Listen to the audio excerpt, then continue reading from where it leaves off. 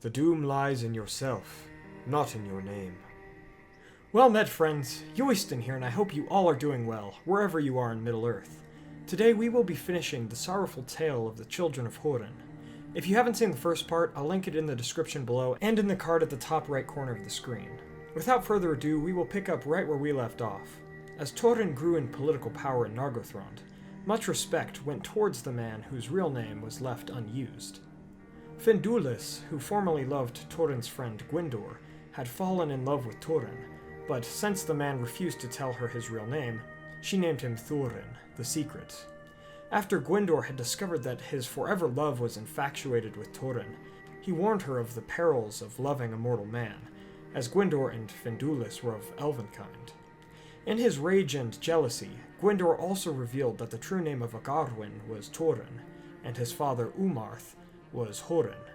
Thus Túrin's true name reached King Orodreth of Nargothrond as well, and he was given great honor as he was made the chief counselor of the king, although Túrin was angry with Gwyndor for betraying his trust. Thus his identity would further bring about his arrogance and forsaken luck from Morgoth's curse. Túrin would urge the Nargothrondrim to abandon their identities of secrecy, and to build a bridge before the gates of the city over the river Narog, for swifter movement of armies. Thus the bridge was made, despite Gwyndor speaking out against Túrin and his plan. Nargothrond was revealed more clearly to the servants of Morgoth, but the deeds and valor of Mormegil, the Black Sword, were heard abroad, and forced the tides of Morgoth's forces to come towards those rumors. Even Thingol of Doriath, Túrin's adopted father, heard tell of Mormegil, though he knew not that it was Túrin, son of Húrin. Due to the fact that Morgoth's hordes were drawn by the Mormegil, Túrin's mother and sister Morwen and Niënor finally fled from Hithlum to seek refuge in Thingol's halls. And although Morwen finally found comfort in the halls of the Elven King, she felt sorrow also, as there were no tidings of her son since the Dragonhelm fled Doriath years before. Thus, in the year 495 of the First Age, when Túrin was 31 years of age, two elves named Gelmir and Arminas brought tidings from Círdan the Shipwright, as Ulmo, the Vala of the Seas, had warned Círdan that a great peril was to come to Nargothrond. The springs of Sirion had been corrupted by the Dark Lord, and the elves of Nargothrond should shut the gates of their home and throw down their bridge to remain hidden and free of the evils to come. Orodreth was troubled by these tidings, but Túrin was too proud and ignorant to take heed of them. Soon after, Handir, the lord of men in Brithil, was slain by orcs who invaded, and the men of that land were driven back. We shall discuss these men again later. And Morgoth unleashed his host upon the world, led by Glaurung the dragon, who defiled the lands that he passed through, on his way to burn the guarded plain and the elves of Nargothrond both. Túrin, at the side of King Orodreth, came forth with the warriors of Nargothrond to battle the enemy amassing beneath the mountains of Shadow and in the pass of Sirion, but they were all of them pushed back to the plain of Tumhalad, where they were burned and beaten. King Orodreth himself was slain at the Battle of Tumhalad, and Túrin survived only because of the protections that his dwarf mask gave him, and he found his friend and adversary Gwyndor dying upon the field, and bore him into a forest to lay him upon the grass. It is there that Gwyndor said that the debt of saving Túrin from the orcs alongside Beleg was paid, but he still rued the day that he did it, as Nargothrond would stand a bit longer if Túrin wasn't among them, as the enemy had only found them because of Túrin's reputation and all-out war tactics. Gwyndor bade the man of ill fate to go back to Nargothrond and to save Findulis, as she was the last bastion between him and his own doom. If he failed her, he would fail himself. Thus the elf bade his friend of old farewell in life, and Túrin sped back to Nargothrond.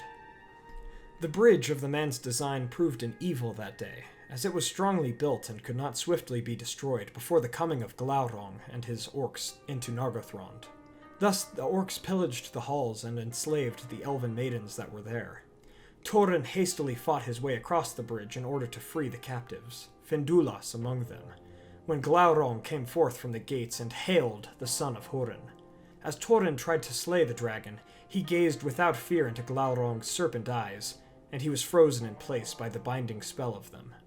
Glaurung proceeded to taunt Túrin of his ignorant failures, saying, "Glad may thy father be to learn that he hath such a son, as learn he shall.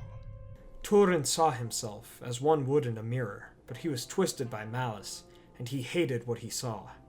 During this time, Finduilas cried out to an unmoving Túrin, as she and the other elf maidens were herded away by the orcs. Glaurung withdrew his dreadful gaze, and Túrin awoke to once again attempt in slaying the dragon. But Glaurung said that he would gladly slay Túrin if that be his wish, but that instead he should go help his mother and sister. He mocked him also by inquiring as to if he would abandon them as he abandoned Finduilas moments before. Túrin tried to stab at the dragon's eyes once again, but Glaurung recoiled. He called Túrin valiant, and bade him go to his kin once more. However, as Túrin was caught in the gaze of Glaurung once again, Túrin believed his foe's words, as Glaurung spoke of his mother and sister, and Túrin sped away. Glaurung called after him, saying that if he stopped for Finduilas, he shall never again see his sister and mother. Thus Glaurung inflamed all that surrounded him, and drove the remaining orcs away. Afterwards he destroyed the bridge, and secured the halls of the elves for himself, lying upon the hoarded riches inside. Túrin sped north with terrible thoughts of his family burning by orcs, so he never lost his path. When he reached the home of his youth, Túrin learned that his mother Morwen was long gone, and that she and his sister had fled. So Túrin went to the house of Broda the Easterling, who had married one of Morwen's kin, Eirin, and by grabbing Broda and drawing his sword, Túrin demanded to know where his mother had gone. Broda's wife said that Morwen had gone to Doriath to seek her son, as the lands were made safe at that time by the Black Blade of Nogothrond. Túrin realized that Glaurung's lies had stopped him from saving Finduilas for nothing, and in his dark rage he slew Broda and all of the Easterlings that were his guests, and so he added to the blood on his hands. After the death of Broda, more chaos ensued in Túrin's homeland of Hithlum. Thus Túrin fled into the Winter Lands, aided by those who remained of his house's people. And so Túrin journeyed to an outlaw's refuge in the southern mountains of Dor Lomin, before leaving the land of his childhood once again and returning to the Vale of Sirion. He felt sorrowful that his coming had only made matters worse for the people of his old home, but he felt comfort knowing that the ways to Doriath had been made open by his works as Mormagil. Knowing that his curse casts bad luck wherever he goes, he thought it best for his mother and sister to stay in Doriath without him, at least for a time. Thus Túrin decided to pursue Finduilas in the hopes to save her, but the trail had been lost in the winter. However, Túrin passed southwards down the river Teglin, and happened upon some of the men of Brethil that I mentioned earlier during the devastations of Glaurung, and they were surrounded by orcs. Túrin saved the men from the orcs, as Gurthing the Black Sword made them flee. Túrin, naming himself the Wildman of the Woods, while not revealing his true name, told them that he sought the elf maiden Finduilas. But Dorlas, the leader of the men, told Túrin that, in an attempt by the woodsmen to save the captives, the orcs slew them all, pinning Finduilas to a tree with a spear. The elf maiden's last words were to tell the Mormagil that she was there. The men had laid the elf in a mound, and so they led Túrin there, who fell upon the ground in a great grief that nearly killed him. Dorlas saw the black sword, and with all of the wildmen's actions realized that he was indeed Mormagil, who even they heard about in rumors. The men carried Túrin to their home of Efel Brandir upon Almen Obel, and they healed the man.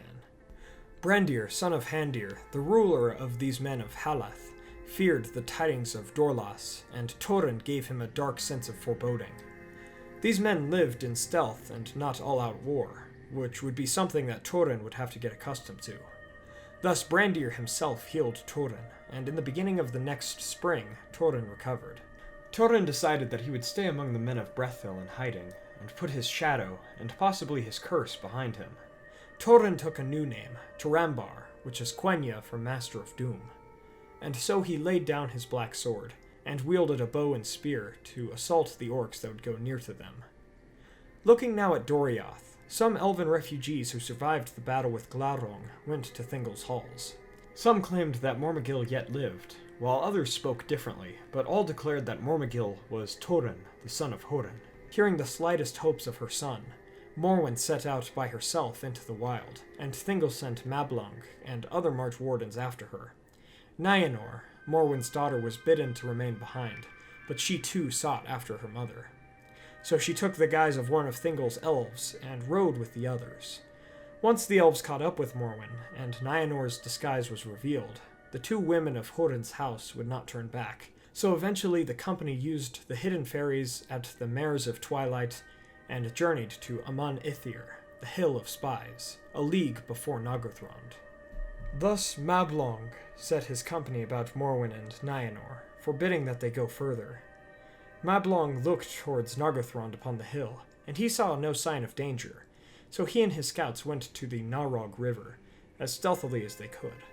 However, Glaurung, who was not asleep, knew all that they did. When Mablung's company drew close enough, Glaurung went into the river with heat, and he created a mist and a stench that blinded and confused all.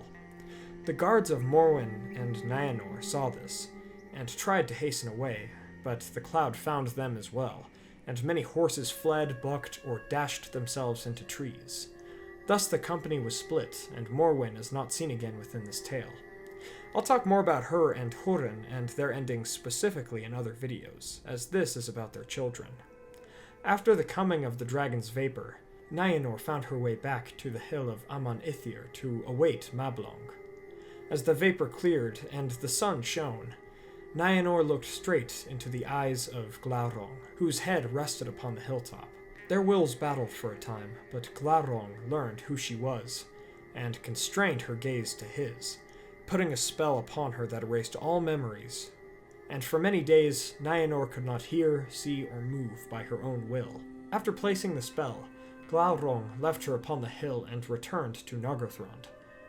Mablung, who yet lived, was exploring Nargothrond in Glaurung's absence, but as the dragon returned, so too did he depart. Returning to Amon Ithir, Mablung found Niënor, alive and alone. She looked like stone under the stars, and she would not hear, but followed Mablung, as the elf guided her with his hand. Eventually, 3 more of Mablung's companions found them, and the group headed back north and east towards Doriath. As they moved closer to Doriath over those days, Niënor gained more of her strength and senses back, but one night the company was assailed by orcs, and Niënor finally recovered her hearing and sight during that encounter, and so she fled. The orcs chased her and the elves after them, and eventually the elves slew the orcs to make Niënor safe, but Túrin's sister outran them all, as she tore off all of her clothes and ran faster than a deer. The elves could not find any trace of her, so Mablung and his company returned to Menegroth with the news. Thingol and Melion were filled with sorrow about these grievous tidings concerning their friends, and Mablung took on the search once again. Niënor continued to run, finally coming to the crossings of Teglin to take shelter under the great trees of Brethil. She had no names or words for anything around her, as those had all been taken by Glaurung. She was scared and crying as the rain came down upon her, but soon she was found. Turambar heard rumors of orcs nearby, and came across this young woman, lying atop the mound of Findulas, naked in the storm. He put his cloak about her, and the sight of him comforted her. Afterwards, the woodsman took her back to the Ethel Brandir the next day, once Túrin had named her Níniel, Tear Maiden. Níniel became the first word she spoke since her curse from Glaurung. She caught a fever and was tended to by the women of Brethil, and they taught her language as well. Brandir, the leader of the men, also healed her sickness, but she could remember nothing before Túrin found her in the forest. Brandir fell in love with Niënor, but her heart went to Túrin. As the two unknown siblings would fall in love with each other, there would unfortunately be nothing to stop them. During a time of peace, Túrin fell in love with her as well, and he asked her for her hand in marriage, but Brandir restrained her, not for his own jealousy, but for the darkness of Túrin, whose name he revealed to Niënor. Niënor knew not his name, but a shadow fell upon her mind at the telling of it. After 3 years had passed since the sack of Nargothrond by Glaurung, Túrin asked again, saying that he would go back to fight in the wild if she declined again. However, Niënor agreed this time, and the two were wedded at midsummer of that year. They lived happily, but by the end of that year, Glaurung sent orcs under his rule to assail Brethil, but Túrin stayed with his wife, promising only to fight if their homes were attacked. But Dorlas, the leader of the company that first found Túrin, scolded him for not helping his own men. So Túrin once again took up the black sword, and fought off the orcs. Word of the Black Sword reached Glaurung's ears, though, so the next year he went from Nargothrond to endanger the men of Brethil, and his enemy of old. The next spring was also a time when Niënor was pregnant with Túrin's child, but Glaurung would put all in danger. As the dragon approached, his plans to attack became clear, so Túrin took command of the people, ordering them to get ready to leave their homes if he and a few others did not finish Glaurung upon the borders of the forest. Brandyr's kinsman Hunthor would accompany Dorlas and Túrin on this dangerous mission to slay a dragon, but Brandyr was upbraided by Dorlas for not joining them as a leader should. After the departure of the heroes, Niënor went after them, as she could not stand the fear, and Brandyr, even with his lame leg, went after her. Túrin and the others found Glaurung lying upon the cliffs that led downwards into the river Teglin, called Cabed in Aras, and they devised a plan to go under the dragon and slay him unnoticed. Dorlas withdrew in fear, however, but Túrin and Hunthor went on, climbing the cliffs of the ravine beneath the sleeping dragon. In the middle of the night, the dragon awoke and stirred, and a loose rock fell upon Hunthor and slew the man, but Túrin continued to climb, through the stench and heat, and so he forced Gurthang into his mighty foe, felling the dragon that killed so many innocents. The dragon let loose flame, but eventually he lay on one side of the ravine, defeated. Túrin drew forth his sword from the dragon, but venom came forth from the wound and burned him, putting the man to sleep. Niënor saw the dragon's flames and destruction, and she thought her love was defeated with the dragon being victorious. After Brandyr arrived to take Niënor away from ruin, the two went closer to it, and Niënor found Túrin, who she thought was dead. She then cleaned Túrin's burned hand with her tears, and Glaurung awoke one more time, revealing Niënor's true name to her. The dragon believed that the worst deed of Túrin's was what Niënor could feel in herself, likely alluding to her unborn child. And then Glaurung finally fell into shadow, but his work was done. Thus Niënor bade farewell to Túrin, who she called Master of Doom by Doom Mastered. And so Niënor ran to the brink of Cabed in Aras that held the river Teglin, and she jumped into the gorge, ending her own tale.